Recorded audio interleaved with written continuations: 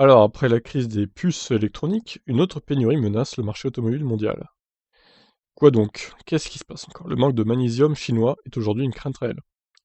On le sait désormais depuis plusieurs mois, la crise des puces électroniques est une menace pour l'automobile. Ces semi-conducteurs, comme on les appelle aussi, occupent une part importante de l'industrie. Avec la pandémie du Covid-19, les stocks de pièces ont fondu. Ainsi, le manque de puces électroniques retarde aujourd'hui la production mondiale. Pour l'industrie automobile, les conséquences sont nombreuses. Volkswagen a dû retirer une finition de l'ID3 de son catalogue, tandis que Renault a été contraint de suspendre la production de la Zoé. Alors ce manque de pièces semble devoir se prolonger jusqu'en 2022. Une autre pénurie s'annonce.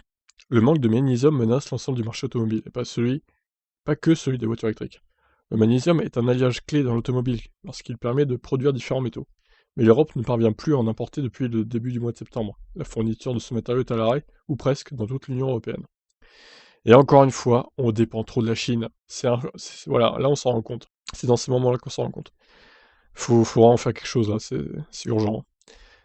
C'est la Chine qui fournit à 95% le magnésium dont ont besoin les industries européennes seulement. L'industrie du magnésium dans l'Empire du Milieu n'arrive plus à suivre la demande, notamment à cause du virus Covid encore. Comme pour les semi-conducteurs, les principaux producteurs de magnésium ont eu des difficultés à tenir leurs objectifs en 2020. Un an plus tard, les stocks sont épuisés, ou presque, et l'industrie vacille. Avec le manque de production, les prix ont explosé, puisque le magnésium s'importe aujourd'hui à un prix 5 à 7 fois plus élevé qu'en début d'année. Les entreprises européennes ne peuvent ainsi plus trouver leur marque avec des matériaux si onéreux. Principale association des constructeurs en Europe, l'ACEA alerte les gouvernements aujourd'hui sur les conséquences dramatiques d'une telle situation. Selon elle, la pénurie de magnésium pourrait être totale dès le mois de novembre, soit dans les prochaines semaines.